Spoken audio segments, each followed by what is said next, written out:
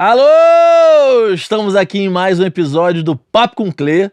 Hoje com duas mulheres da indústria da música que estão, na verdade, são de um fundo chamado Hearst. É isso? Pronunciei certinho? Pronunciou certo. Liz e Ana Gabriela. Como que eu acho vocês no Instagram? Então, o meu é @Liz com S, Arlota com 2 T's. E você? O meu, Ana Gabriela Matias, com um T e H. Bom, se depois as pessoas quiserem tirar dúvidas, etc., podem procurar vocês, né? Sim. Podem. Cara, esse é um assunto novo, porque é a chegada dos fundos, né? Nessa coisa da aquisição de catálogos. Então eu queria tirar todas as dúvidas, as minhas dúvidas, que eu acho que são as dúvidas de muita gente, e elucidar as questões e os ruídos, né? Que pelo que vocês me falaram, muita gente acaba detonando o conceito sem entender direito do que se trata. Mas antes eu queria entender um pouco como que vocês chegam na música, assim.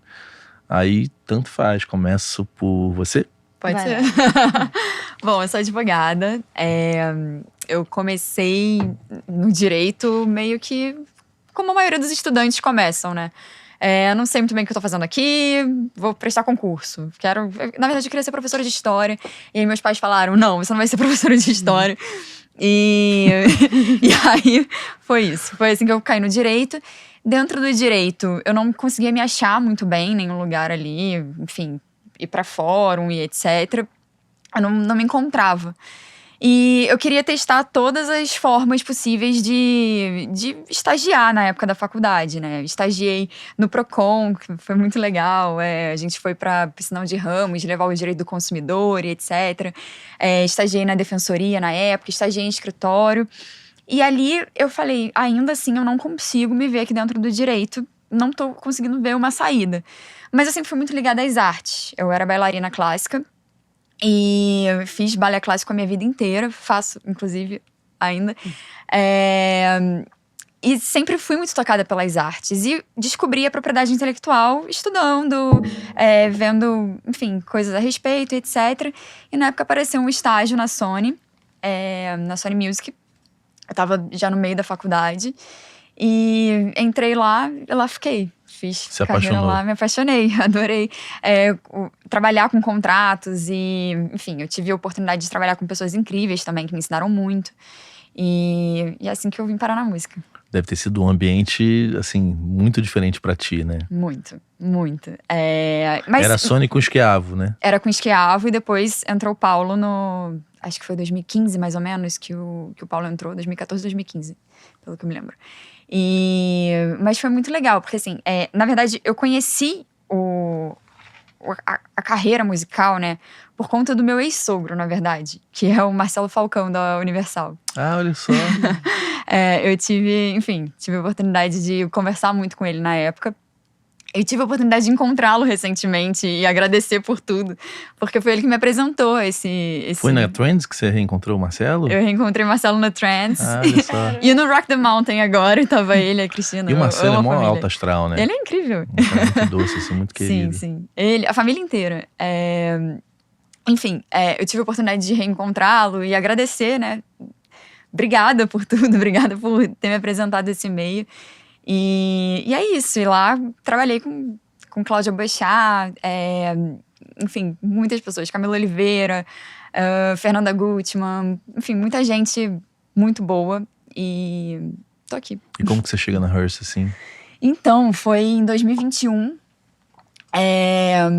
eu tava pandemia, segunda onda da pandemia, tava em casa completamente isolada, a Sony Music também totalmente remota. E o pessoal da Hearst me abordou pelo LinkedIn e perguntaram, enfim, como me apresentaram a empresa, etc.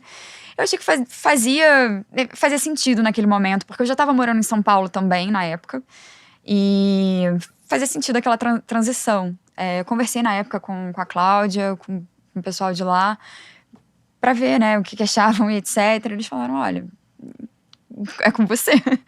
E é com você, a gente tá aqui, a gente tá remoto, mas assim, por mim não tem nenhum problema de você ficar remoto em São Paulo, porque como eu já tava lá, era uma preocupação minha de quando voltasse, eu não estar no Rio, enfim.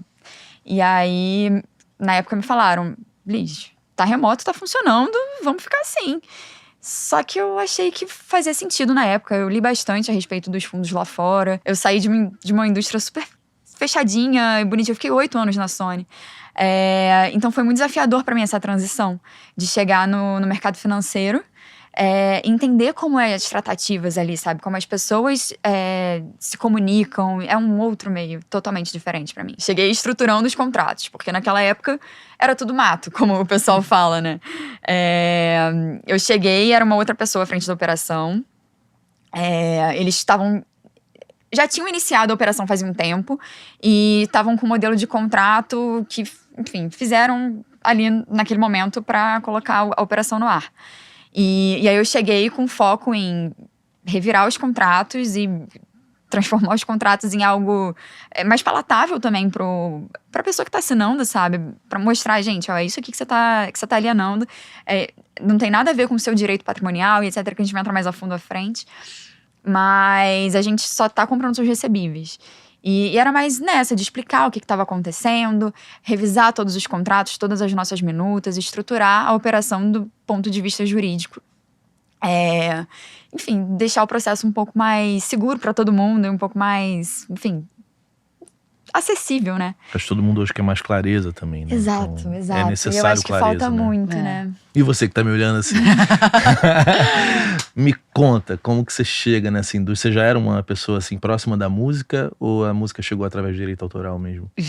Não, sempre trabalhei na indústria musical, na indústria fonográfica. Eu fiz faculdade, sou de Vitória, sou capixaba, mas eu falo que eu sou carioca de coração, porque eu amo o Rio, sou apaixonada por essa cidade, morei aqui 12 anos e amo aqui, amo tudo que envolve o Rio de Janeiro.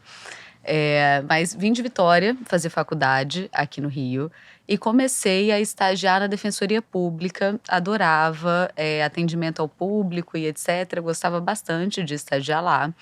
Só que os períodos foram passando e etc, e era um estágio voluntário, 3 vezes por semana, era uma coisa bem de início de faculdade.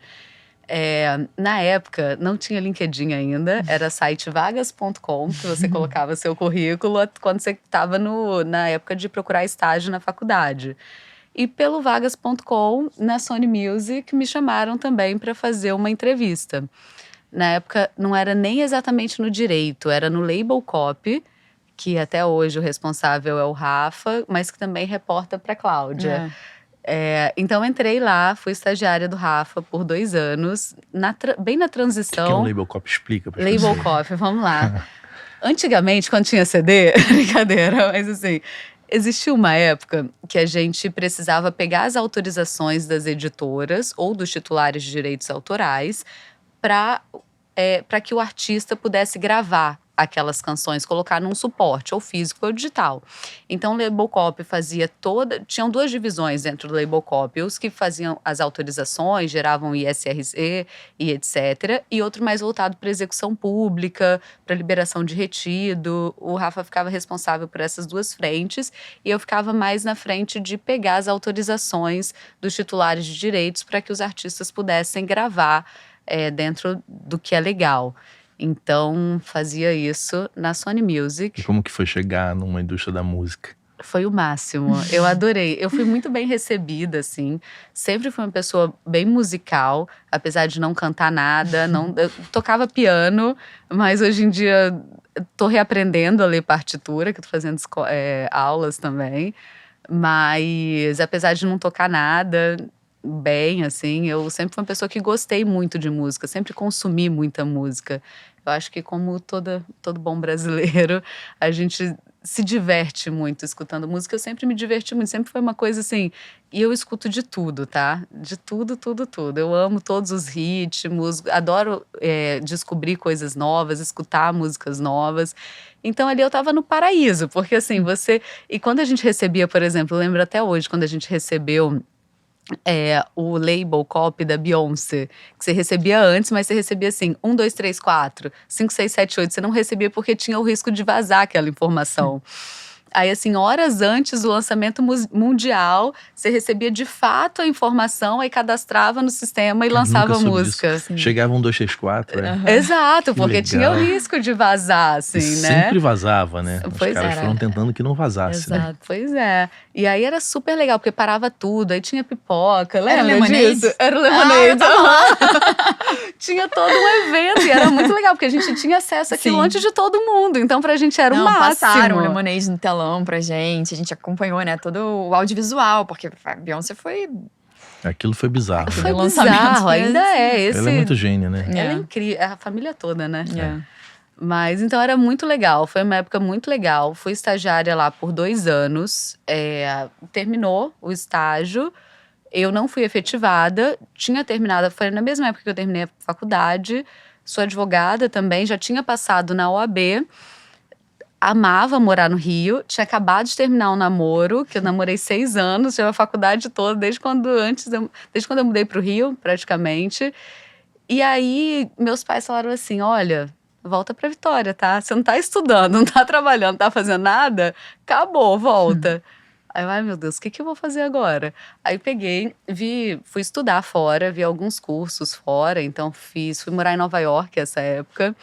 Aí fiz cursos de propriedade intelectual internacional e empreendedorismo na NYU, passei um tempo lá. Foi incrível, foi muito bom, passei um tempo maravilhoso.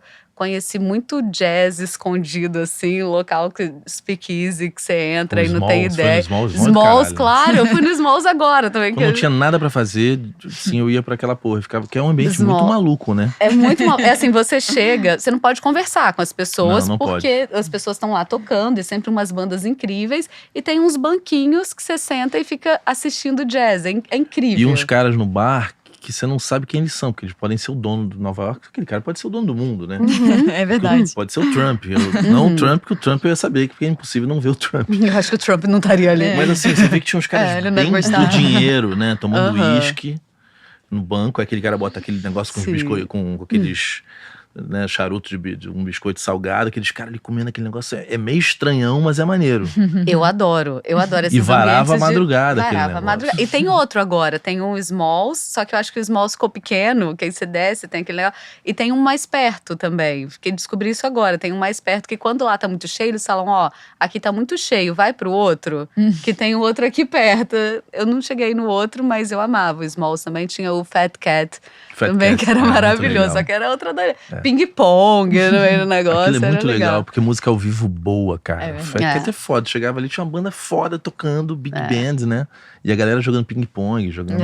Pois É um tipo de que eu queria muito que tivesse no Brasil, no Rio. Não tem nem em São Paulo, acho que tem, né? Não, tem Um o Fat Blue Cats da Note, vida. Tem poucas casas, mas tem. Acho que tem mais em São Paulo do que no Rio. É. No Rio. Acho que o Brasil também não gosta de ficar jogando na night, né? Jogando ping-pong Ah, não, na é. night. Não, é jogar muito... ping-pong. Eu acho que jogaria. não tem. Eu também jogaria, A mas. sinuca pegou no A Brasil, sinuca né? pegou. É. Mas ping-pong não... É. E tem aqueles que... Do disquinho que fica voando. Joga. Podia ser uma mesa de de De- sinuca. Pode jazzão ser. lá. Acho que Não, aquele Olha. espaço é incrível, É cara. Eu não sei incrível. como alguém não... Porque Nova York tem muito isso. O cara vai e leva a ideia pra São Paulo, né? Às vezes até muda o nome. O próprio Blue Note Exatamente. é de Nova York. Ah, mas cara, é diferente, né? É, Tem a coisas acústica que- do Blue Note de São Paulo é diferente, né? Da acústica de. Não sei. É que eu acho que tem uma vibe É. que você não consegue reproduzir, né? Não consegue. Tem uma atmosfera Exatamente, que é é diferente. Sim, sim, Tinha sim. um outro lugar também que eu esqueci o nome, mas era um beer garden no Brooklyn, que o pessoal ia e tinha bandas incríveis assim, só que tocavam Drake em estilo de jazz. Nossa, eu tive um tempo Eu acho que Beer maravilhoso Garden lá. eu fui, Fica cara, no é Brooklyn. incrível.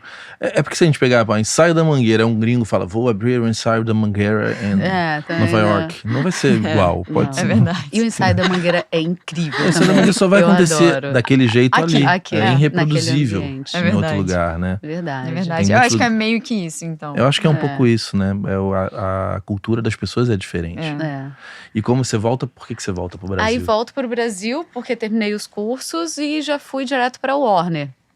Lá eu trabalhava licenciando conteúdos mas aí era principalmente para publicidade, para uso em audiovisual, era do time da Flávia, que com certeza você conhece, Sim, claro. maravilhosa, uma super mentora para mim.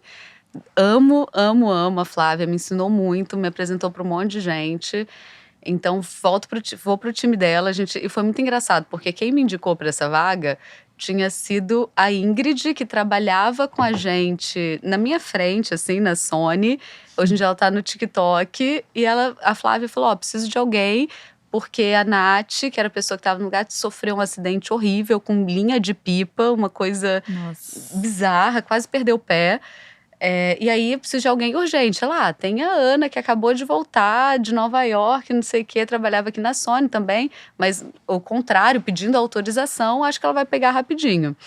Aí eu lembro até hoje, eu tinha acabado de voltar da academia, falava, posso te ligar? Falei, pode, mas assim, acabei de voltar da academia, não tem problema não. A gente se falou por vídeo, negócio assim, aconteceu, na outra semana eu já estava no Rio, eu já estava começando a trabalhar.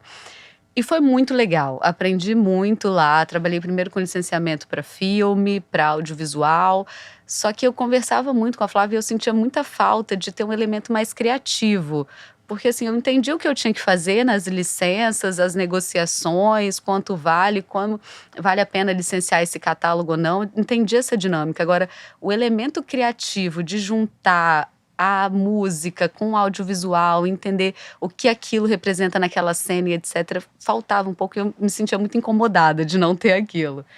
Aí a própria Flávia indicou para mim um curso na UCLA de supervisão musical. Então foi... Que é uma carência, né? Que é uma carência. Aí fui fazer esse curso, fui para Los Angeles, morei um tempo em Los Angeles, fiz esse curso. Nesse meio tempo que eu estava fazendo esse curso, eu trabalhei remoto em dois filmes, no licenciamento de um filme e uma série, na verdade. Os dois são séries, na verdade. O 101 Canções, do Nelson Motta, que eu trabalhei no escritório do Caio Mariano para fazer o clearance dessa série.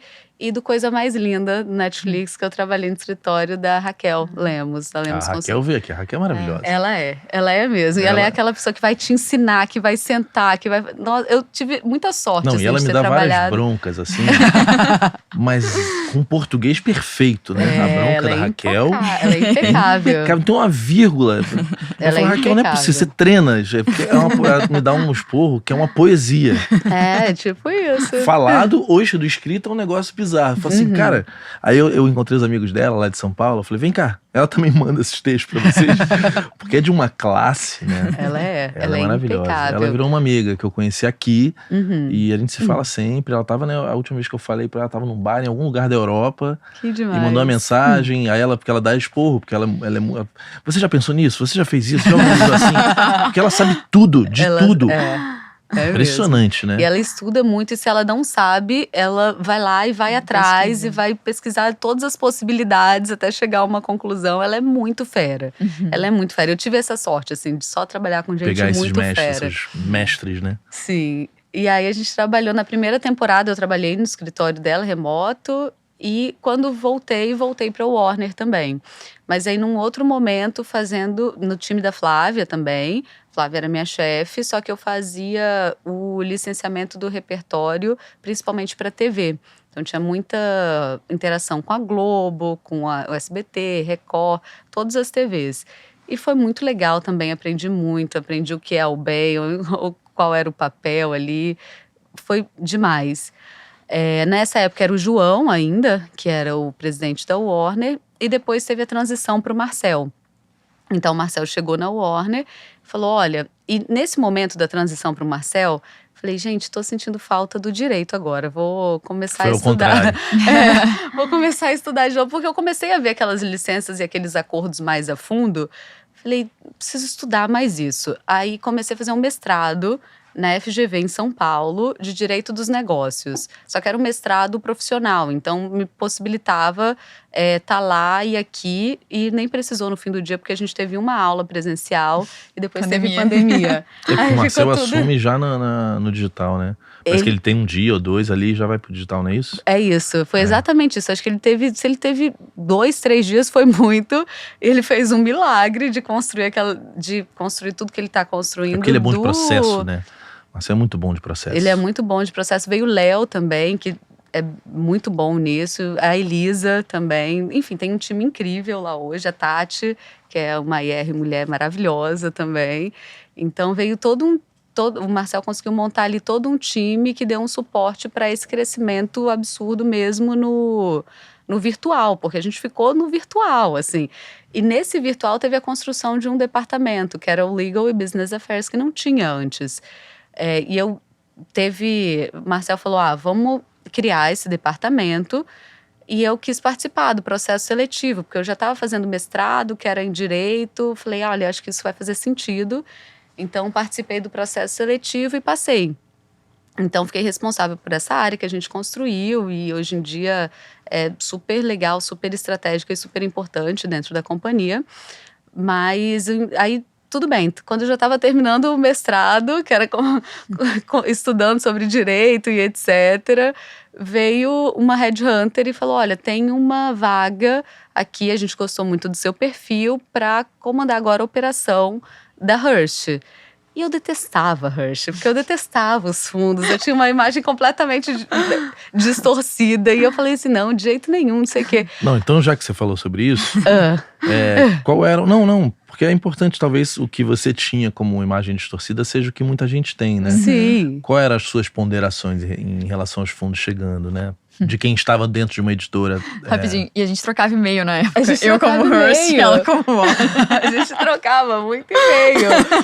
E assim, eu detestava. Eu falava assim, gente, o que eles estão fazendo? Mas quando você chegou, os contratos também eram diferentes. Eram diferentes. Então a gente via aquelas coisas e falou, nossa, mas eles estão cedendo um direito que sequer pode ser cedido, entendeu? Então teve também um amadurecimento de todas as partes. Sim.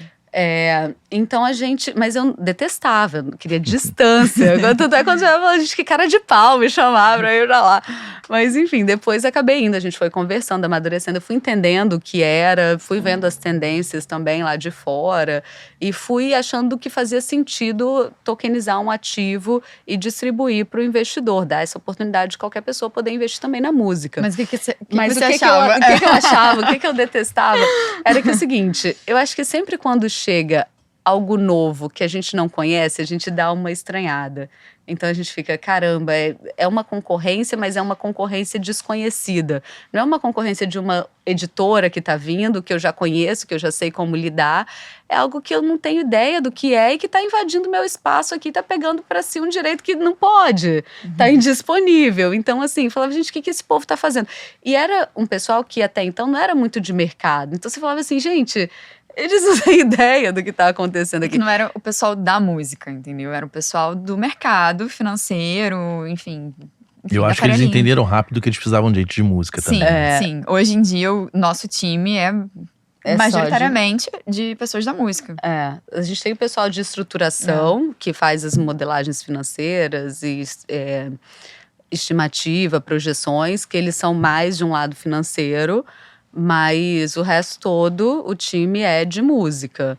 E isso é muito importante, porque você vê, é um ativo, mas você vê como um ativo diferente. É um ativo que precisa performar, mas você olha para aquilo de uma forma diferente, você conhece os processos. A gente tem um entendimento hoje em dia que quando a gente adquire um catálogo, para alteração de conta, de beneficiário, de falar, olha, ao invés de pagar tantos por cento para o autor, você vai pagar para mim, a gente já sabe o tanto que isso demora, a gente já consegue ter métricas hoje, medir de uma maneira diferente do que era antes e que acabava dando uma distorcida. E via de regra, só quem está dentro do mercado que conhece esses processos.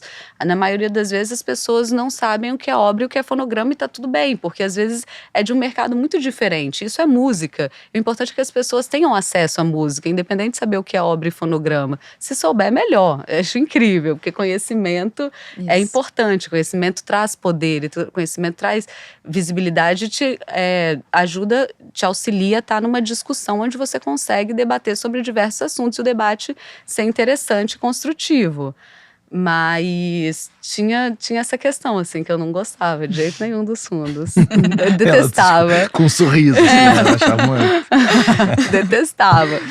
Mas aí a gente começou a conversar, comecei a entender melhor e o negócio foi muito rápido. Eles me chamaram para trabalhar lá e depois de alguns papos, algumas entrevistas, eu fui e, enfim, estamos lá estruturando tudo, colocando… Esse é o desafio também, colocar processos, entender o Eu que a anotei gente… um monte de coisa, né? Vamos lá. Como nasce a Hearst, vocês sabem o processo que fizeram eles entrarem nisso, que eles entraram bem cedo, né? Nessa história. Sim, foram pioneiros nisso. Eles começaram como uma… A Hearst… Porque você tem a Hearst Plataforma e a Hearst Music. A Hearst Plataforma é uma plataforma de investimentos em ativos alternativos. Como a XP da vida? Só que para ativos alternativos. Entendi. Então, assim, começou com ativos judiciais, precatório. Isso, começou com precatório e eles foram crescendo na aquisição de precatório. Eles iam lá como… O que é o precatório, né? Pra galera da música. Você compra um direito… Enfim, você… foi pro mundo judiciário contra o Estado. O Estado perdeu para você, físico, a pessoa física. Então você agora tem um direito de dívida contra o Estado. O Estado precisa te pagar esse processo que ele perdeu. Isso é um direito que você tem a receber, só que você vai receber daqui a muito tempo. A gente não sabe daqui a quanto tempo você vai receber. Sabe-se lá se vai receber, né? Sabe-se lá se vai receber. Não, receber você vai, só que daqui a muito tempo. Então, escritórios de advocacia fazem isso, isso já é do mercado. Vão lá, compram o seu direito de recebimento dessa dívida do Estado. E aí, o que a Hearst começou a fazer? Começou a chegar nessas pessoas e falar: oi, eu compro o seu precatório. Pegava esse precatório, estruturava uma operação e colocava isso na plataforma de investimento deles e falava pro investidor do varejo: oi, vocês querem uma cota desse precatório? Vocês querem receber um direito desse precatório que a gente vai receber já já? E então foi assim que ela foi crescendo e foi se estruturando e começou a olhar para outros tipos de ativo. Nesse momento em que ela se estrutura ali com precatório, ela começa a olhar para outros tipos de ativos alternativos e fala: aqui tem uma oportunidade. E foi ali para 2020 que ela começa a trazer essa oportunidade de música para o Brasil. E não só música, obras de arte, que mais Agora a gente tá olhando? audiovisual. Cripto, audiovisual. Então, assim… Biotecnologia. Começaram a criar várias teses. A gente, enfim, virou um hub ali de investimentos alternativos, em que a gente coloca vários ativos na plataforma que o investidor do varejo, eu, você, enfim, a Ana, pessoas físicas, conseguem acessar, entendeu? Que antes esses ativos não eram acessíveis para pessoas como nós, assim, que, enfim, físicas aqui, que não eram qualificados a. Então a gente começa a estruturar isso para colocar na plataforma da Hearst. E aí, falando especificamente de royalties musicais, é um processo assim que antigamente sempre existiram, as editoras sempre compravam, só que elas compram os catálogos, não os catálogos que a gente compra, mas o patrimonial, ou tem uma administração exclusiva, ou um contrato onde elas administram esse direito com exclusividade, ou as gravadoras colocam um dinheiro, um investimento para a produção de fonograma e ficam com aquela titularidade do fonograma também. Então, você já tinha um mercado de venda de catálogo no sentido do direito autoral patrimonial para alguns players.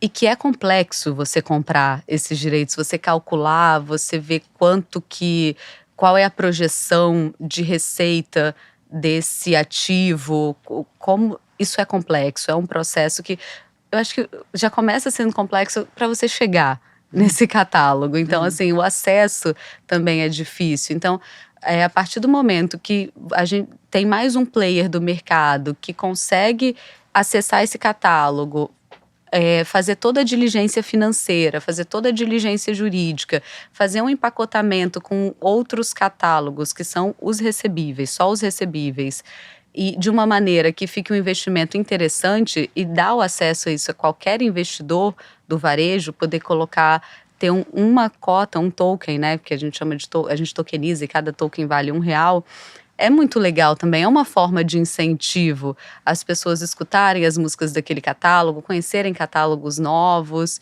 então isso é bem legal, assim, também nesse sentido. É verdade. Me explica uma coisa, nas coisas que eu anotei, que eu acho que é importante para as pessoas entenderem. Qual é a diferença, na verdade, do que vocês fazem para uma editora? Que eu já ouvi essa pergunta muitas vezes. A Hearst Music, especificamente, não é editora.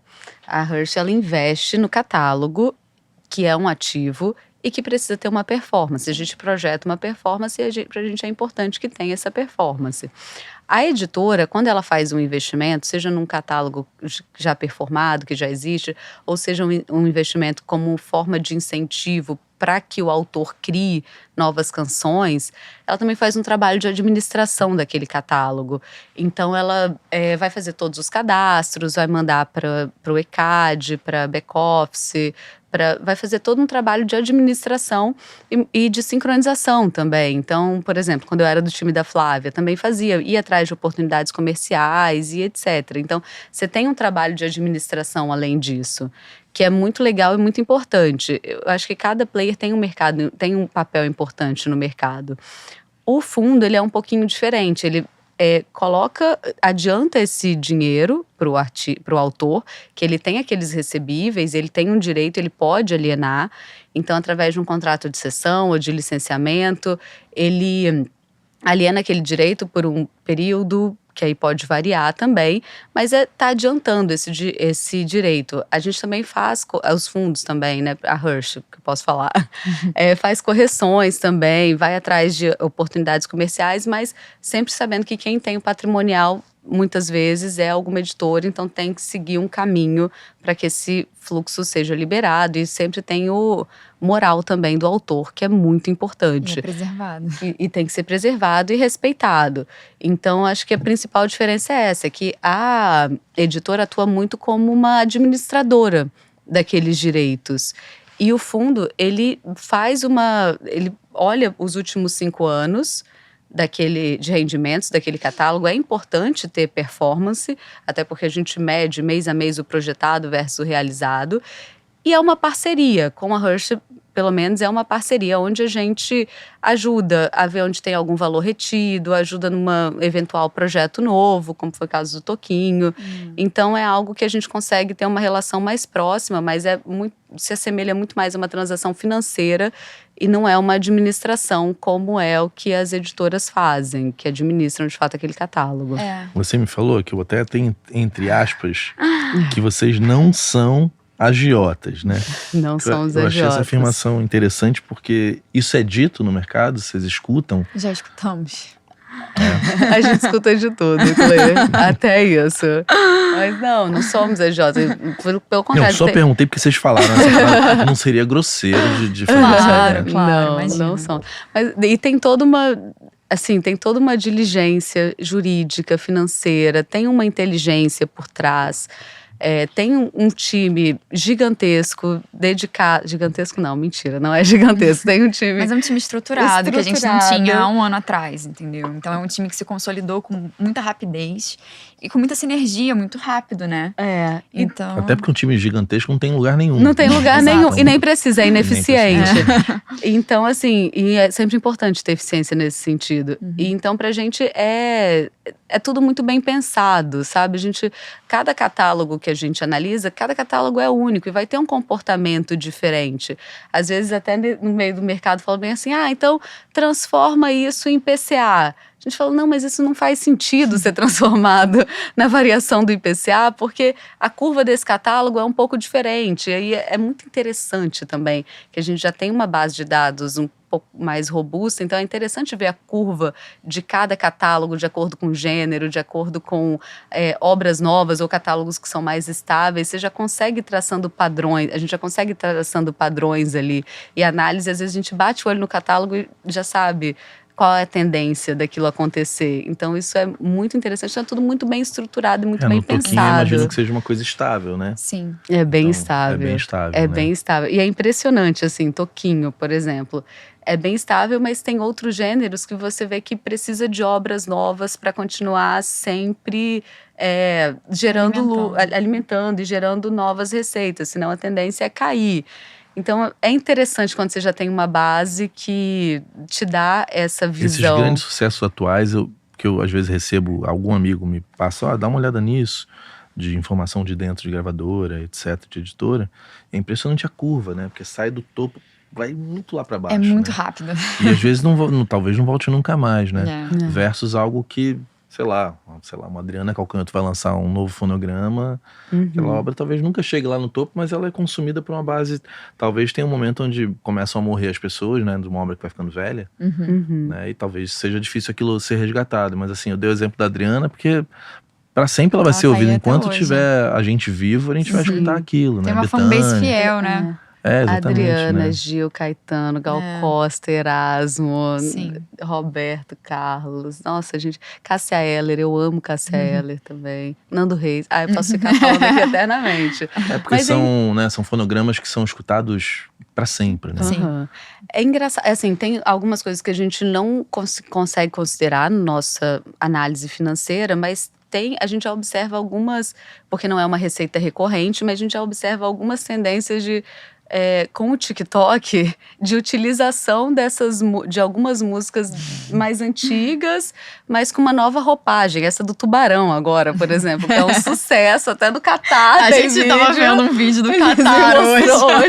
Olha Isso é isso, muito duelo. louco, né? Muito É bom. muito louco, mas assim, eu prefiro a dancinha da nossa época, eu Eu confesso. também. É mais fácil eu também, lembro né? aquela um conto de fadas, aquilo de repente virou um sucesso, É né? verdade. No Pois é. TikTok. É, porque isso aí vira um lance que não dá pra prever, né? Não dá pra prever. Porque normalmente é orgânico, alguém pega, faz uma dublagem, faz uma dança, aquilo ali de repente dá um boom, você dá uma porrada num catálogo que você nem imaginava, né? O negócio Exato. pega, é a mesma coisa de comparando Things, né? Stranger Things com Nos anos 80, Running Up That Hill também foi sucesso e ficou lá em cima em todas as paradas Hot 100 da Billboard, Spotify, etc.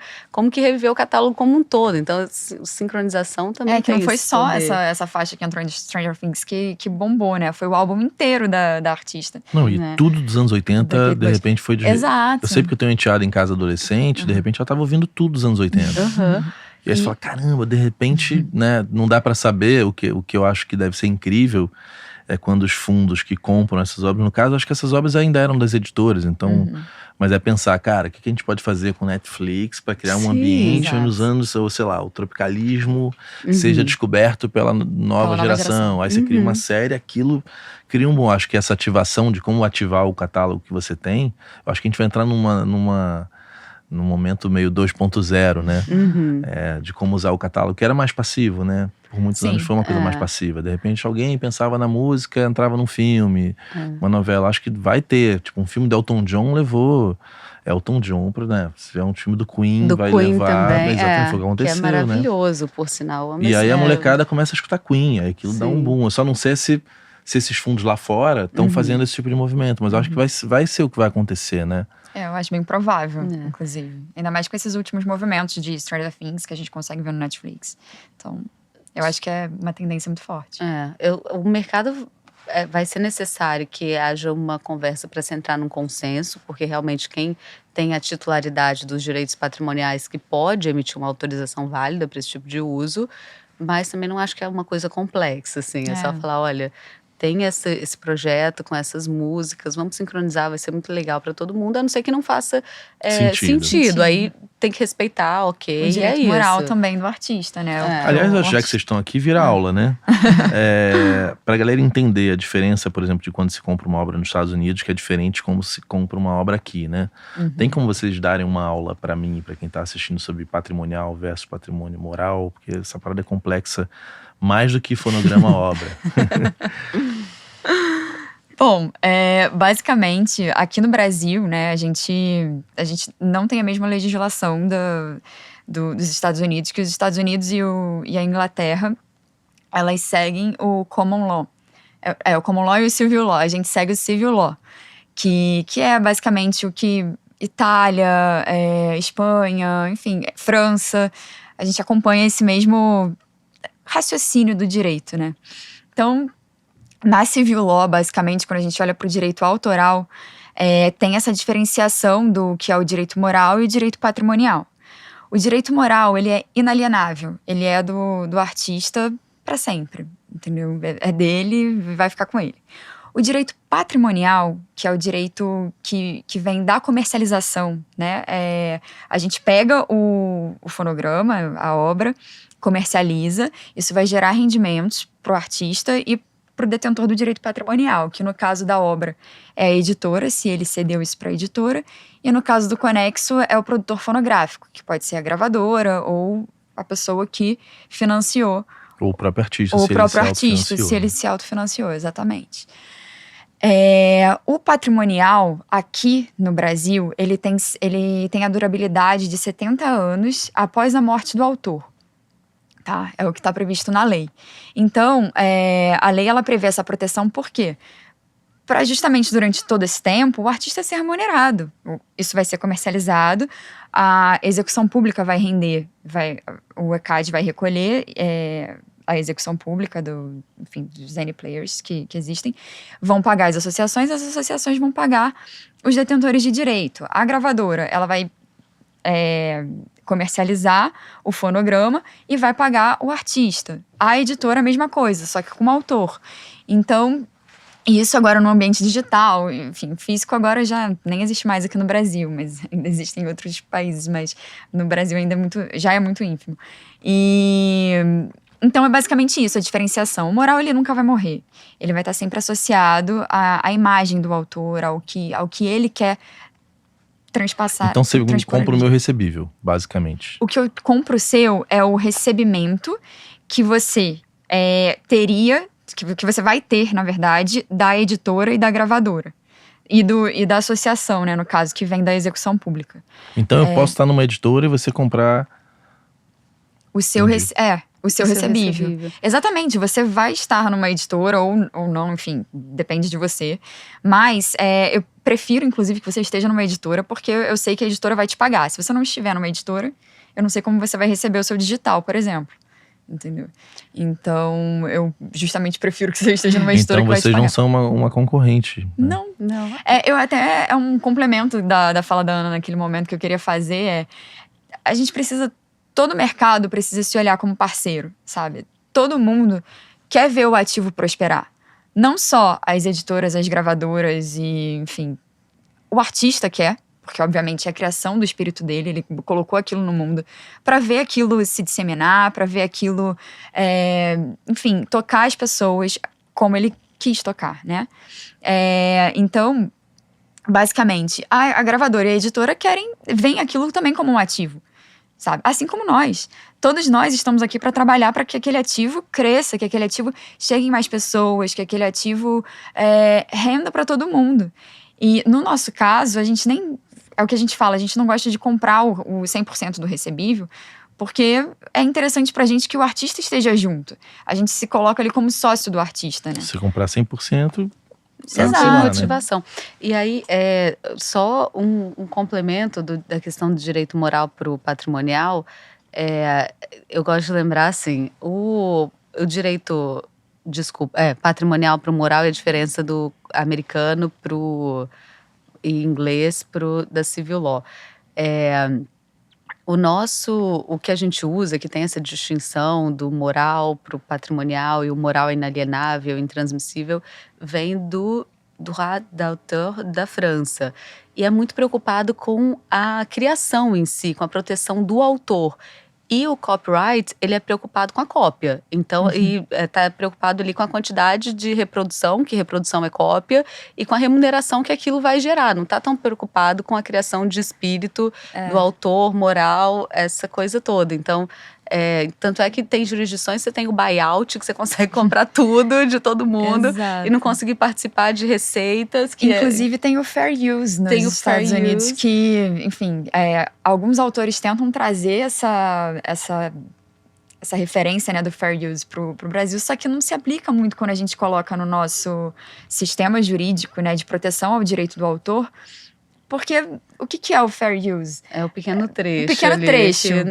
Tentaram adaptar para nossa legislação, colocando pequeno trecho na lei de direito autoral, mas o que é o pequeno trecho? Qual é o limite moral dele, né? Porque o autor, ele pode falar, não concordo com esse uso.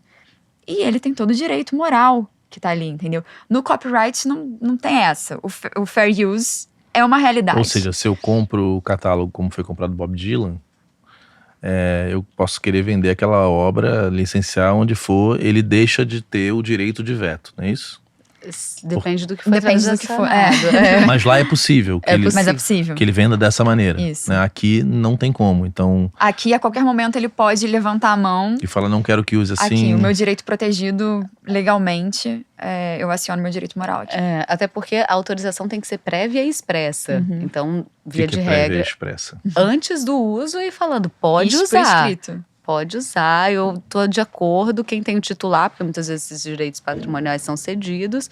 Então, antes de usar, a pessoa tem que pedir, quem quer usar, Nossa, tem que aqui pedir tem muito autorização. mais risco do que lá. Muito mais. Por Muito isso que tem mais. uma polêmica em cima das blanket licenses também, que você. O que acontece? É uma licença cobertor ou uma licença prévia também, não precisa ser só blanket, mas que você autoriza o uso antes de ser utilizado, antes que a licença, por exemplo, das emissoras de TV, das DSPs, tudo isso, Spotify, Google, YouTube, Deezer, ByteDance, e você autoriza antes aquele uso e é remunerado depois, que é um sistema que se assemelha muito mais ao copyright do que ao nosso direito, porque o autor, nesse momento, ele perde um pouco a autonomia, perde totalmente a A autonomia voz, né? do direito moral de falar, tô de acordo ou não tô de acordo, e depois, se não tiver de acordo, pede o takedown. É o famoso derruba o conteúdo, não quero. Que é UDC, né? Na verdade. É. E o que é porque eu amo o novo, né? Porque de repente você tá dormindo e um usuário faz uma dança e de repente você começa a ganhar um dinheiro que você nem imaginava que você iria ganhar, Verdade. Exato. É. Tudo por conta É de um usuário. eficiente. Eu acho acho esse tipo de licença eficiente. Apesar da gente ser muito mais parecido com copyright do que do autor, que é o que a gente usa aqui, eu acho eficiente. Em alguns casos, não teria como cada um licenciar, seria inviável. Não teria como acontecer. Eu acho brilhante, né? Porque o TikTok permitiu que se use música pra gente se expressar, que a gente sempre fez isso na vida, né? Historicamente. Com uma camiseta, ouvindo música, dizendo que gosta de algum artista, mas ali realmente você se expressa mesmo, usando a música é remunerada. Certamente devem ter questões de como se melhorar essa remuneração, e eu acho que vai tentar sempre um puxando a corda para um lado, uma hora vai melhorar, mas efetivamente tua música estava parada e alguém vai e faz alguma coisa com ela, e ela, né, só ver o skatista na pandemia, o Fleetwood Mac foi pro topo, né? Exato. E é foda, porque se fosse no meta, não teria rolado, porque teriam feito takedown rápido, né? Eu sei porque eu tava ouvindo música de artistas independentes, que é uma coisa meio de devolver mesmo pro universo que tá acontecendo aqui no canal. Então ficava ouvindo e aí tô sendo tratado com o maior carinho, mas me explicaram, olha, é questão dos acordos, não pode ouvir música, né? Você não pode pegar um fonograma no Spotify e ouvir ao vivo, numa live, no Instagram, no Facebook, porque os robôs não detectam e vão derrubar tua conta, então não posso mais fazer ali. Então essas coisas, se eu fosse um cara que tivesse, sei lá, eu tenho quase 40 mil pessoas me seguindo ali, mas se eu tivesse 5 milhões... Na verdade, isso seria imagina, se eu tivesse 5 milhões de seguidores, eu podia explodir uma banda ouvindo ela live. E aí eu não posso. Então, eu acho que são ajustes talvez que tenham. Porque eu teria que pedir autorização, imagina, para cada música, ligar pra editora. Inviabiliza eu fazer o que eu tava fazendo, né? E às vezes você não consegue acessar, você não consegue saber para quem você quer pedir esse direito. Quando a gente trabalhando em clearance de filme, etc., você tem uma base de dados legal, a gente usava principalmente da UBC para fazer esse tipo de pesquisa, só que às vezes você não consegue, você simplesmente não consegue descobrir, ou não tem um telefone lá que está desatualizado, mas você acaba fazendo uma matriz de risco. Qual o risco que isso representa? Alto, baixo, médio, vamos ou não vamos, ou vamos substituir. Vai pra outra. Porque vai pra outra. E se for fonograma, vai pra outro fonograma, que faz Regrava. uma recriação daquela obra, né? Inclusive, isso de você procurar os titulares, isso acontece até para os recebíveis. A gente passa por isso quando, enfim, a gente já comprou determinados catálogos, que a gente foi atrás, porque a gente compra o catálogo, como é que acontece, né? A gente compra os recebíveis daquele titular e começa entra em contato com a associação, com as editoras, com a gravadora, se a gente comprar o conexo. Enfim, entra em contato com todos eles. Vocês compram o conexo também? Compramos conexo também. E aí, a gente entra em contato com todo mundo para fazer as alterações de conta.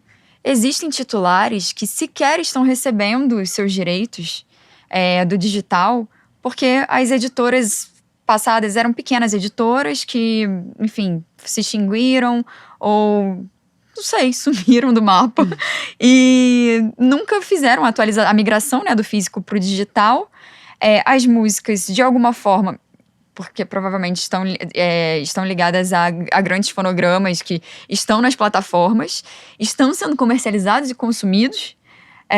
As gravadoras estão recolhendo, mas as editoras daqueles fonogramas, quer dizer, das obras ligadas àqueles fonogramas, não estão recebendo porque sequer existem. E aí a gente fica naquela, mas esse fonograma rende X. Ele devia estar recebendo Y pelo autoral. Cadê esse Y? Tá retido. Tá retido. Tá retido. E aí tem todo um trabalho de entrar em contato. Você precisa cadastrar. Eu lembro que, se eu não me engano, a Fernandinha veio aqui, a Fernanda Freitas, né? É a Fernanda Freitas, aquela é uma querida. E ela falou que ela foi contratada pela UBC para achar os herdeiros, né? Porque tem obras que ninguém recebe porque o herdeiro some. Tá lá. E às vezes é dinheiro pra caramba, Sim. né? Sim, exatamente. Exatamente, buscar esses E a pontos UBC de achando essa forma de, cara, peraí, eu quero que essas pessoas achem essas pessoas para que elas possam receber, né? Exato. E, assim, e a gente no lugar de beneficiário também, procurando essas pessoas, porque a gente estava falando na parte do clearance, né? Que às vezes é difícil de encontrar as pessoas para dar o ok. Mas também é difícil para achar para receber.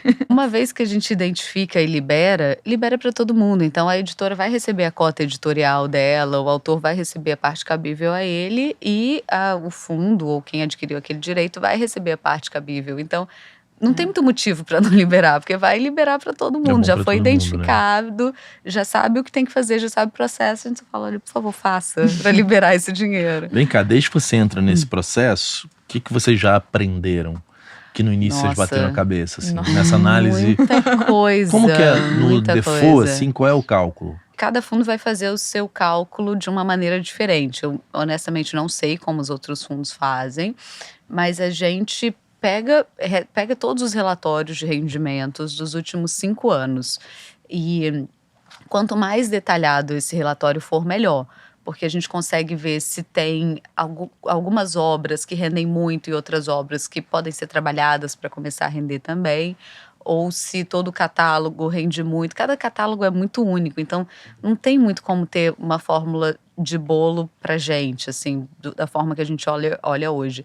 Então a gente separa, olha esses últimos 5 anos dos recebíveis, tira todos os valores que não são recorrentes. Então, por exemplo, um boom de sincronização, um boom de sync, alguma coisa TikTok, assim. tipo, conto de fadas da vida. Conto de fadas que viralizou, porque isso é totalmente outlier e não tem como ser considerado. Pode vir a acontecer de novo, mas não tem como a gente prever isso. Então a gente tira todos esses valores, a não ser que seja um catálogo assim, que sempre tem uma sincronização. Sei lá, Pai, do Fábio Júnior, que todo agosto existe uma probabilidade tem uma tendência ali aquilo ser licenciado, né? Exato, mas aí também tem que calcular qual é essa probabilidade de acordo com os outros anos e etc. Se tem alguma... Porque tem isso também do licenciamento. Às vezes você licencia uma música para uma marca e essa marca fica conhecida por essa música. Se apropria, entendeu? né? Bem ou mal. Então aí depois você não consegue licenciar. Tem que ter muito cuidado com esse negócio de licenciamento. E aí a gente olha os últimos 5 anos e a gente separa por direitos de reprodução, sincronização e execução pública, sendo que sincronização a gente vê ali o que a gente pode considerar ou não. Então, e a gente faz as projeções para os próximos anos, olhando no retrovisor o que aconteceu. Só que aí vai depender de cada catálogo. Tem catálogo que é mais estável, tem catálogo que a tendência é fazer assim, tem catálogo que é sustentado pelas obras novas, que, enfim, via de regra, são gravadas por alguns cantores, por alguns artistas, alguns intérpretes, que têm a recorrência de gravação de obras daquele autor ou daquele grupo de autores. Então a gente observa cada detalhezinho de cada catálogo. E isso vai mudar as projeções. Então tem catálogo que a gente observa ou projeta que vai crescer tantos %, assim como tem catálogo que a gente projeta que não vai crescer, e tem catálogos que a gente projeta que vai cair. Depende do catálogo. Também, né? E pode dar errado, assim, é uma projeção. Não tem como a gente afirmar que é isso que vai acontecer. Todos são projeções e de acordo também com… Que não adianta a gente olhar só pra gente. A gente observa que não adianta a gente olhar só os números e só as tendências de mercado. A gente lê pra caramba todas as notícias, vê o que os especialistas estão falando, as pesquisas e etc. Mas a gente olha para fatores socioeconômicos que também são importantes nessa análise. São análises qualitativas e quantitativas, né, que a gente faz. Então, é basicamente isso, né? Exato. Que a gente precisa analisar o todo daquele catálogo. E cada catálogo é muito particular, é muito único.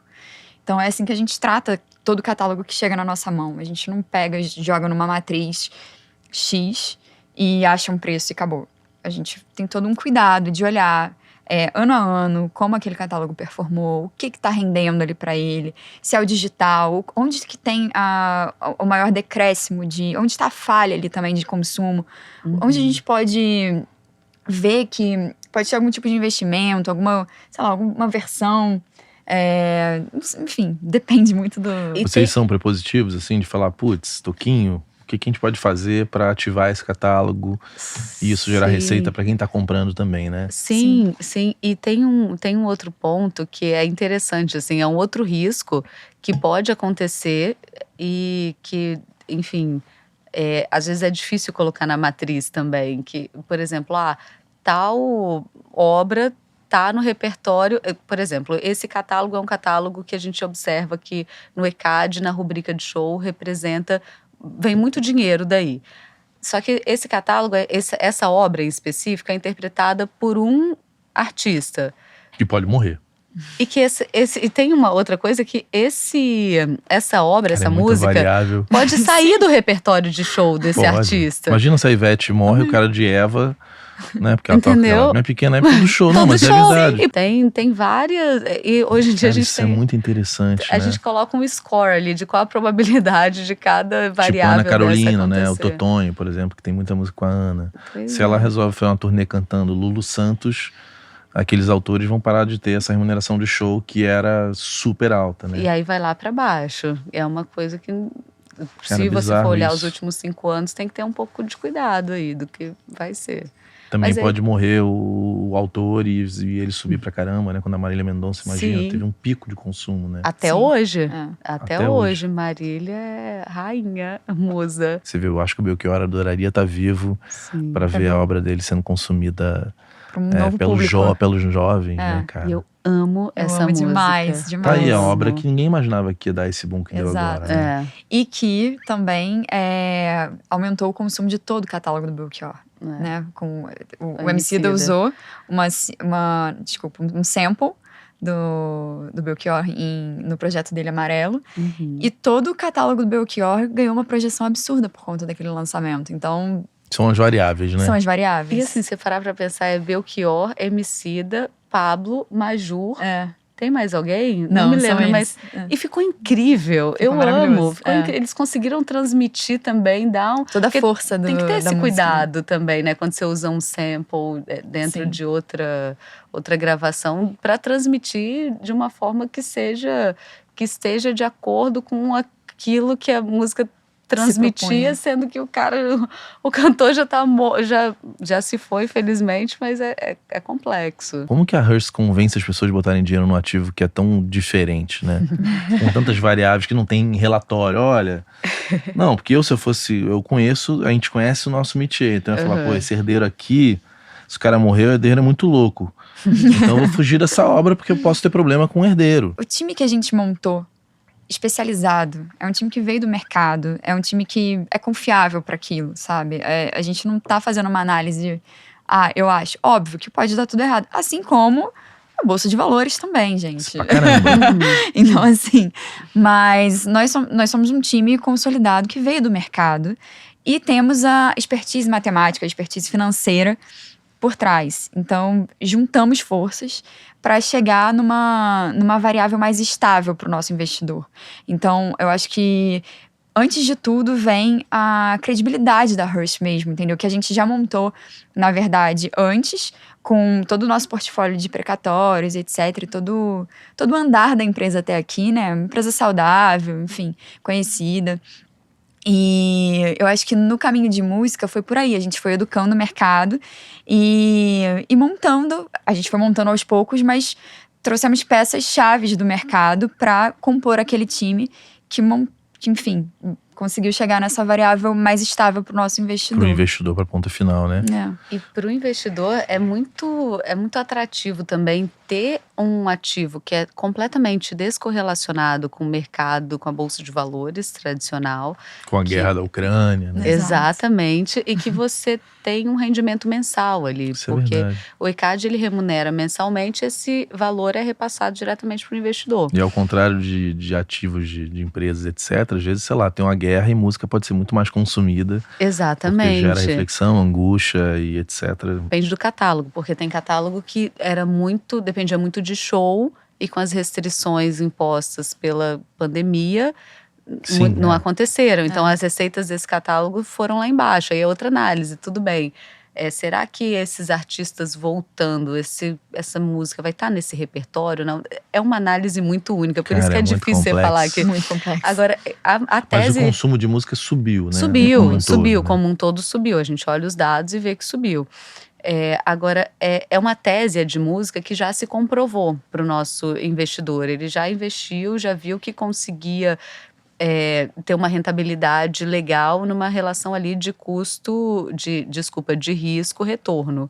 Então, é uma tese que já se concretizou. Hoje em dia, o investidor tem uma segurança muito grande de colocar dinheiro nesse ativo. Agora, a gente está tendo esse desafio, que para mim é o primeiro, acho que para a Liz também, porque eu entrei e já estava consolidada. Já estava consolidada, que é com audiovisual. Que a gente está com uma nova tese de audiovisual. A gente trouxe a Vicky, que, enfim, estudou cinema em Nova York, super fera.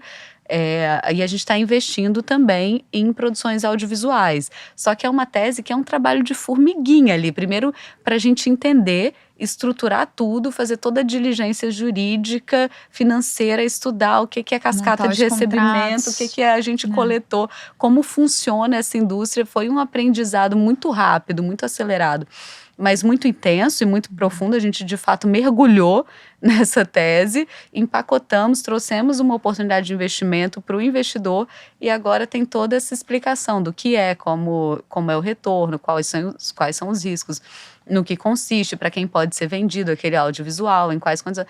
Então, assim, é um trabalho de formiguinha até a tese se comprovar e, enfim, o investidor conseguir ver a vantagem ou falar, não quero investir nisso, esse risco eu não topo, e tudo bem, vai ter um investidor que vai querer e vai ter um investidor que não vai querer.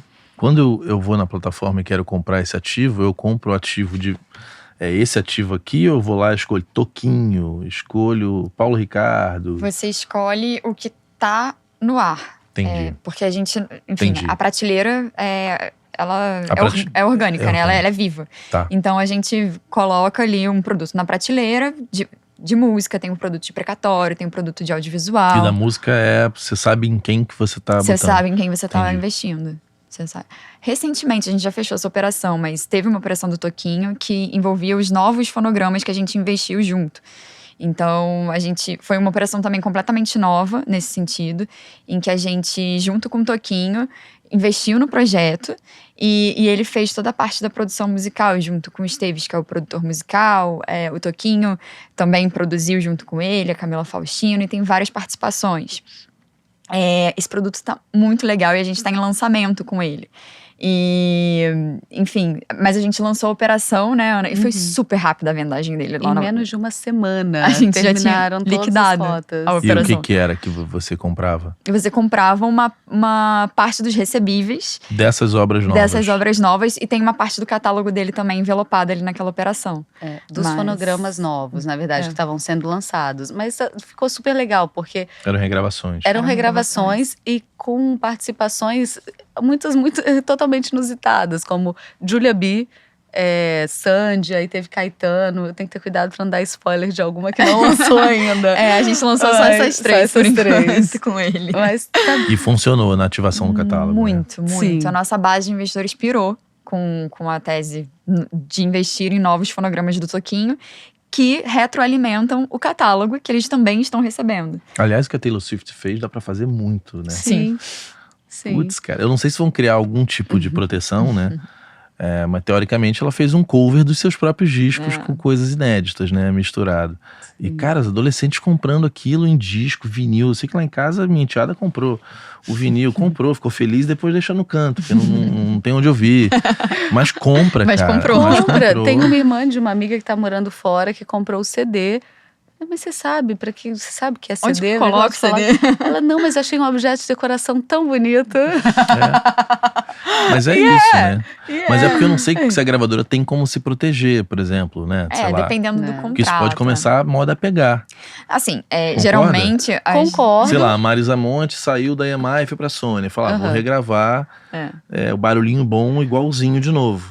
Aí eu gero um fonograma que vai competir com o próprio fonograma. Tem que ver só o Concordo. contrato dela, se ela Exato. não tem exclusividade. Porque geralmente, por mais que o contrato do artista encerre ele com a gravadora ainda tem exclusividade, dependendo, tá? Na época que eu trabalhava lá na De não Sony. poder mexer, regravar aquela obra. Em X períodos de tempo, entendeu? Eu já vi contrato assim, com 10 anos após o encerramento do contrato, Entendi. entendeu? Então tem esse gap aí pra regravação. Pode ser que aconteça essa regravação, A enfim. indústria usava muito o DVD, né? Era uma forma, você trocava de gravadora, fazia um DVD, aí você tinha aquelas versões ao vivo. Ao vivo. Né? Era bem um trunfo usado, né? A gente conversou com o titular recentemente que era exatamente isso. Ele tinha o disco X, o disco Y e o disco X ao vivo. O X e o Y, ele conseguiu sair da gravadora, enfim, ele foi para um outro lugar e tal. Tá numa agregadora agora, enfim. O X ao vivo continua com a gravadora. Então... são as transações que são feitas nos momentos. O mais legal é que tem muito mais players, né? Sim, eu acho isso bacana. Sim. Hoje em dia você fala, cara, onde eu vou fazer? Com quem que eu vou fazer? Onde me dá mais na frente? Não preciso de adiantamento. Prefiro ter a maior parte do meu, né, dos meus direitos comigo. Aí alguém precisa da grana. Então tem tantos players, é tão legal ver que hoje você tem como negociar. Ainda mais se é um artista grande ou um autor grande. Sim. É bom concorrência, né? Porque tem mais dinheiro na mesa, né? É importante. Tem mais dinheiro na mesa e também é um incentivo para a melhora do serviço no geral. Porque a partir do momento que você tem mais concorrência, você tem que ter um diferencial para se destacar. E aí você começa a melhorar nos serviços, na performance, no que você oferece. Tem que ter um diferencialzinho ali. Vem cá, você falou muito bom. sobre cenário socioeconômico, né? O que você acha que tem para melhorar e riscos para piorar? Olhando para o Brasil nessa hora que vocês estão fazendo essa análise de futuro, né? Iniciativa que vocês estão oferecendo. Que a gente está oferecendo. A esperança para os próximos anos. Mas para melhorar, o bom é que o nosso país, diferente da Europa, diferente dos Estados Unidos, a gente tem muita capacidade de penetração do streaming aqui. Tá longe do teto, né? Tá longe do teto. E isso significa mais pessoas ouvindo música, mais pessoas conseguindo acessar esse conteúdo. Só que para as pessoas conseguirem acessar essas músicas, elas precisam não só que a música esteja ali, elas precisam que a conexão esteja ali, elas precisam que o aparelho esteja ali. Então tem uma série de fatores. Que o dinheiro esteja ali para poderem comprar o aparelho e... Precisam ser incentivadas nesse aspecto também. É um potencial ouvinte, mas que tem todo um ecossistema que a gente precisa olhar quanto de orçamento está sendo dedicado para a construção daquele ambiente onde seja possível que ela ouça aquela música de forma legítima, mesmo que seja num freemium e etc., que não seja pirata, mas seja num freemium. Então existe essa capacidade grande de penetração no Brasil, que é muito legal, não só no Brasil, mas em outros países emergentes também. Só que é preciso ver qual é o plano e qual o orçamento disponível para que esse plano se concretize, para que de fato essas pessoas consigam ter acesso a esse tipo de conteúdo. Então estamos falando de política pública mesmo. Estamos falando de política pública, sim. De qual o plano, qual o orçamento dedicado para que tenha internet, que as pessoas consigam melhorar, saiam de uma faixa de pobreza que não tem o que comer para conseguir melhorar um pouco e comprar um aparelho onde elas possam ter acesso a esse tipo de conteúdo, possam ter a oportunidade de ter acesso. É um potencial cliente, mas tem outros fatores envolvidos que têm que ser levados em consideração. Sim. Vocês estão entrando em criptomoeda, NFT... Me fala um pouco dessa futurologia, né? Como vocês estão olhando para o futuro, a Hearst como um todo, assim. associados à música, obviamente. Um dos ativos na plataforma, e a gente volta a falar de plataforma, são os criptoativos, que o investidor também consegue. Tem uma basket de moedas diferentes, onde o pessoal de cripto compra na baixa, espera a alta histórica, vende e remunera o investidor. Essa operação não é ligada de música e audiovisual, de entretenimento. A de entretenimento é um pouco diferente. A gente é bem conservador nesse sentido de investimento, por enquanto em catálogo, em breve em show, e audiovisual também. Em breve também em games, mas de produção e etc, um pouco diferente. Mas a gente não olha ainda para criptoativos, NFTs, é algo que a gente ainda não conseguiu estruturar e fazer uma operação nesse sentido. A gente ainda está nos recebíveis, nos royalties, adiantando bilheteria de show, investimento em audiovisual, mas algo mais que a gente já consegue ter uma tese comprovada. Criptomoeda e NFT na música ainda é complexo. Ainda é complexo. Né? Como que liga as pontas, né? Sim. Porque são muitas pontas na música para ligar, né? Eu não sei quem tá interessado que se liguem essas pontas, né? Exato. Porque vai eliminar um monte de intermediários. Intermediários, né? E tradicionalmente a nossa indústria não gosta muito de tirar intermediários, você tira o emprego de muita gente, né? Sim. Então, acho que vai demorar um pouco. Tem que ficar de olho, porque eu fico com medo de olhar e falar, isso vai demorar muito tempo. E a gente ficar alienado e daqui a pouco você não entende mais nada, né? Sim. Porque essas coisas você fica um tempo sem olhar, quando você volta, realmente você não tá entendendo mais nada. Não, é verdade. E assim, é uma tecnologia muito interessante, principalmente a de blockchain, onde você tem as informações gravadas ali, que não você pode inserir. É possível que se insira informações falsas, mas você não consegue alterar. Você precisa de uma validação e depois para alterar é complexo. E você consegue rastrear de onde veio esse input de informação e etc. Isso é sensacional. Isso é sensacional. Só que assim, eu acho que a gente ainda está num período de descoberta disso. Acho que a gente tem que ficar antenado, sim, tem que ler sobre, tem que ver para onde está indo, porque, enfim, informação é bem importante. Só que tem que ter cuidado para não se alienar, mas também para não entrar tão a fundo de achar que o mundo vai acabar, que vamos viver num grande metaverso amanhã e que tudo vai se destruir. Eu acho que a gente ainda tem um passinho a evoluir, que pode ser mais rápido, pode ser devagar, não sei, honestamente não sei dizer.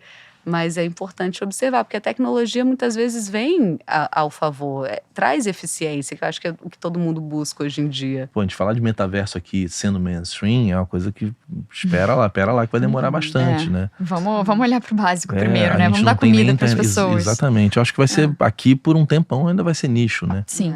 Nicho do nicho do nicho do nicho, porque, cara, você vê no Nordeste a sua música ganha espaço justamente nesse lugar de, cara, as pessoas... Acessibilidade. As pessoas querem fazer download. Para escutar em casa. Pra conseguir ter acesso àquele conteúdo. E esse é o nosso país, uma parte majoritariamente é isso aí, né? Sim. Não é... Imagina, então metaverso... Agora, acho que se é artista, se é curioso, esteja lá, vê se tem a ver contigo, se é a tua tribo, se... Que é isso. Exato, às vezes é o seu nicho.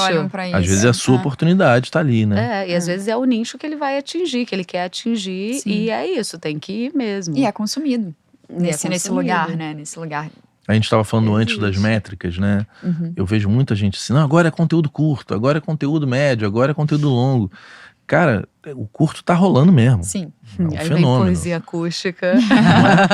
Conteúdo curto é o lance, mas também não é. Né? Depende de quem que tá consumindo curto, quem tá consumindo longo. Então o curto é a isca pro longo. Não, tem gente que consome só no curto e fica ali. Você falou que você é muito do short, você fica ali vendo.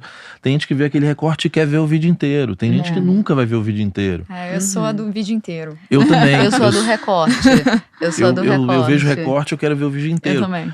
De algumas coisas também, né? Sim, tem coisa que o recorte já funciona. Coisa pra dar risada, eu não quero ver o vídeo inteiro. Sim. Só quero ver o recorte. Mas informação de marketing, music business, assim, coisa lá de fora, quando eu vejo um bom, eu vou atrás. Exato. Então... É que falta profundidade, né? Eu acho que a gente tem que tomar muito cuidado com a cultura dos shorts hoje em dia, da falta de de profundidade mesmo do conteúdo que você vai consumir, enfim, que você vai agregar pra sua vida, né? E quem é o teu E consumidor, quem né? exato. Porque a gente vê, agora é Millennium, bicho, Millennium é só uma galera, né? A Adele falou muita isso, falou, gente cara, eu não aqui faço ainda. música pra Millennium. Se Millennium quiser me ouvir, tá tudo bem, mas o meu esforço não é pra atraí-los, né? Porque eu acho que as pessoas, agora é Rios, agora não, agora é isso. Eu falo, agora quem, gente? Quem é o teu público? Quem vai ser? É quem tem mais que 40, quem tem 30, quem tem 15? Se é 15, fica atento, que eu acho que é isso mesmo. Agora, se teu público é 39, é 50, A é abordagem outra coisa. Onde que essa galera tá? Por exemplo, uma marca que tá aqui, no vídeo longo, ela tá ouvindo esse nosso assunto. Na hora que a gente falar sobre alguma coisa, ela tá já... entendi, então que empresa, qual é essa empresa? Então, até a conversão é mais fácil que ela aconteça, né? Porque quem assiste meia hora desse papo, 40 minutos ou uma hora, cara, é uma pessoa que tá interessada. Então você olha e fala, opa, quem passa de 30 minutos tá interessado nisso, Sim, né? E essa questão dos dados é muito interessante e muito importante. É isso que você falou, analisar primeiro quais são as fontes desse dado, quem está falando isso, qual o recorte de faixa etária, de tempo, de local. Isso é muito importante porque muda tudo. Então você consegue ter uma análise um pouco mais precisa quando você consegue entender o recorte daquele dado. Como a gente estava falando da Apple antes de começar. Que eu falei, nossa, a Apple, mas os Estados Unidos é gigantesca. Aí você falou, não, mas você tem o que a gente está vendo de dado, para onde a gente está olhando, é a quantidade de pessoas que tem instalado. Não significa que aquelas pessoas estão ouvindo. E a gente tem que olhar. Né? Exato, a gente tem que observar com mais cautela esse tipo de dado para conseguir interpretar melhor. Cara, você falou essa coisa do show, impressionante. Você estava falando, tava lembrando do Chico Amaral. Para o Skank. Pô, a vida do Chico Amaral muda, né? Porque ele recebeu uma puta grana, os caras estão vendo show, né? A Skank é estradeiro, né? E aí uma parte grande do catálogo ali é a letra do Chico Amaral. Aí você fala, puta, parou o Skank, a vida desse cara muda. Ele vai receber muito menos dinheiro, né? Porque o show também acaba trazendo mais ouvintes nas DSPs, porque você vai no show, você se emociona. E você ouve antes, Você né? ouve antes, quando E você compra o depois. ingresso, você ouve depois. Então o Skank para, essa obra muda de valor, né? Muda completamente. Agora, você imagina, você compra um catálogo hoje, daqui a 3 anos o Skank fala, vou parar. Aí vai ter a turnê de despedida, vai dar aquela bombada e etc. E a tendência é que depois cai, porque não vai ter mais show Cara, e vocês etc. têm que ter muito insiders, assim, pra... É uma análise que não é simples. Imagina, e existem comprei riscos. o catálogo da Maria Gadu no auge. Alguém tinha que avisar, não compra que vai dar ruim isso agora. A mulher vai enlouquecer daqui a pouco. Não, mas é isso, porque o artista é um bicho instável.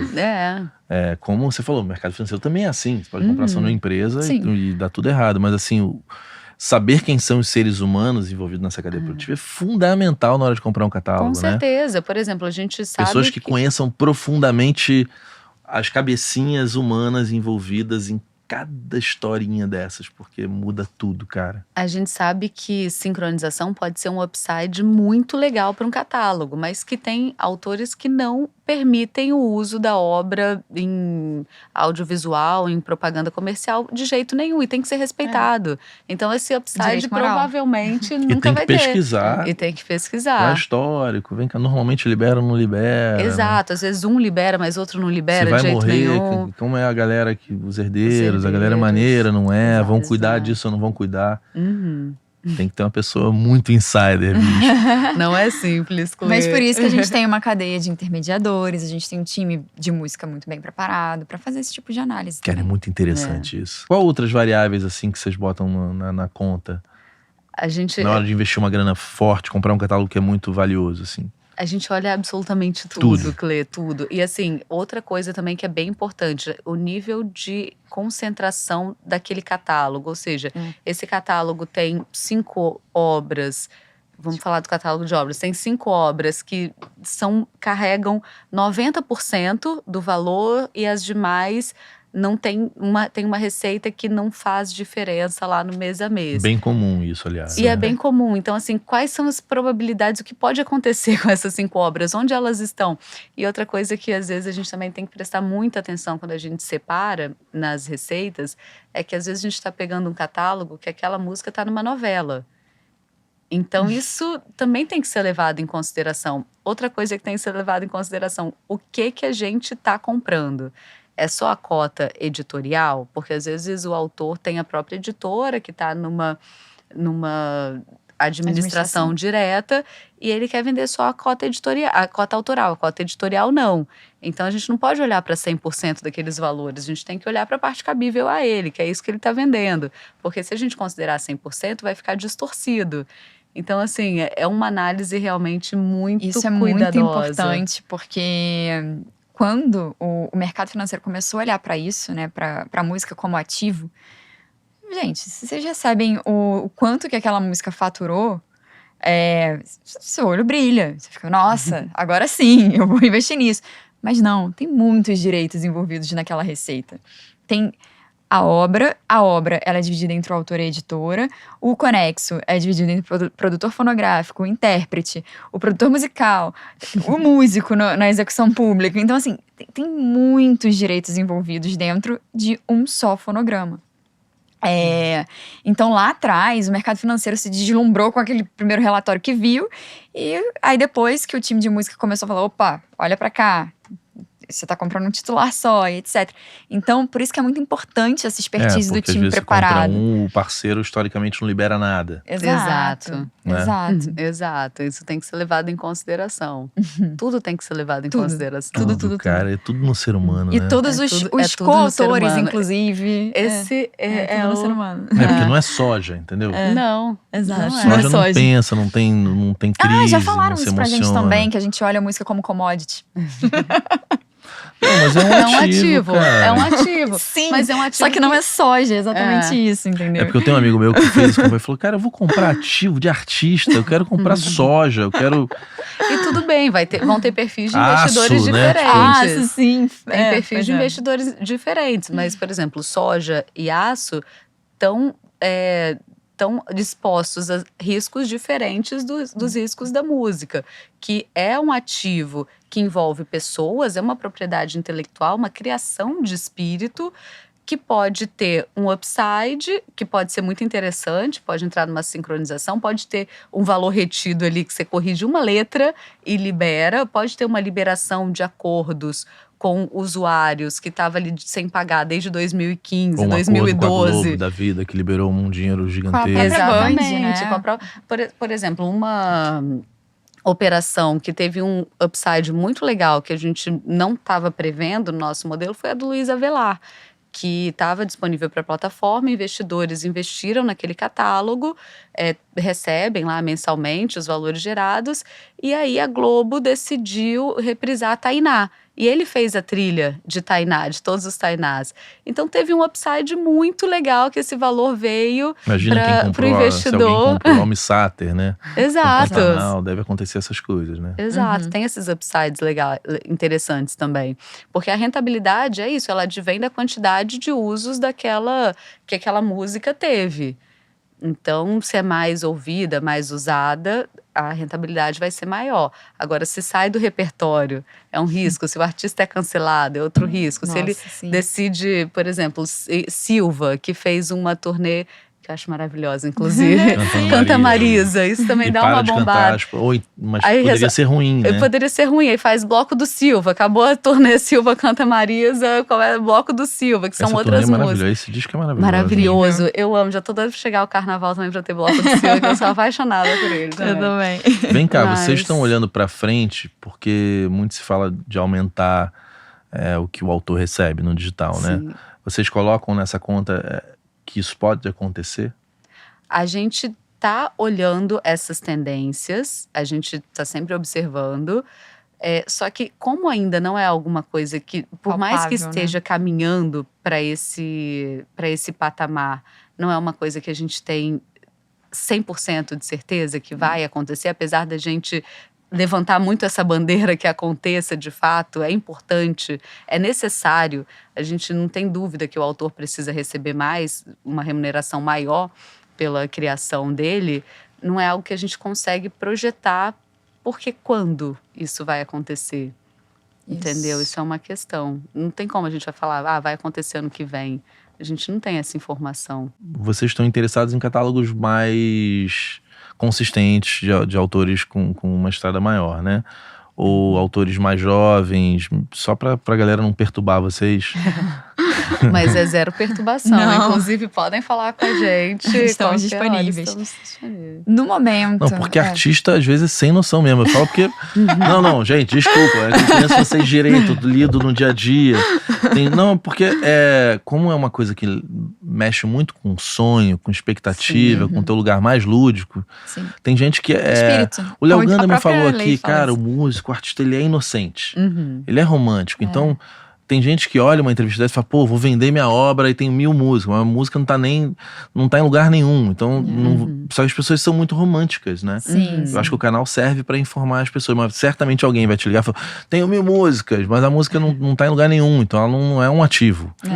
A gente olha pelo menos a estrada de 3 anos do artista, né? E a gente tem olhado muito pra a nossa plataforma mesmo, né? Pra colocar na nossa prateleira. Pelo menos 3 anos de catálogo pra gente conseguir ter um panorama ali de uma métrica pra análise. A gente prefere catálogos com pelo menos 5 anos, mas até 3 a gente consegue, enfim, considerar e fazer uma métrica legal. Justamente para olhar esses padrões do catálogo, para ter algum tipo de histórico que a gente possa projetar o mais e trazer valor preciso presente, possível. né? Porque o que a gente faz, basicamente? A gente pega esses 3, 5 anos para trás, né? Analisa no detalhe, como a Ana estava falando, cada rubrica que eles colocam ali pra gente, todos os relatórios de editoras e gravadoras. Pegamos tudo isso, projetamos para frente, né? E trazemos a valor presente aquilo que foi projetado. É assim que a gente precifica.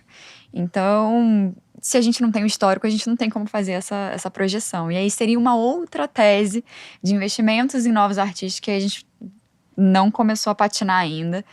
E que tem um risco diferente. O risco é muito maior, sabe? Nesse momento a gente não atua nessa seara.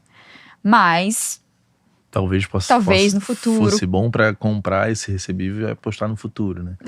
Mas essa pessoa é muito bem relacionada, ela tá começando a ser gravada por um monte de gente, porque tem isso. Tem coisas que você olha e fala, ih, rapaz, esse autor vai bombar. Dá pra acompanhar, né? Você olha e fala, olha só, tá começando a entrar a música desse cara em vários lugares, né? Começou a trabalhar com o Dudu Borges. Aí você começa a falar, opa. Tem tendências. Tem tendências, né? Sim. Eu sei que eu tava falando do Bruno Calimã lá com vocês, né? Porra, bicho, o cara é um monstro. Ele Agora começou a fazer música com a MPB, assim, é um moleque maneiro. Eu apresentei ele pra vocês lá. Sim.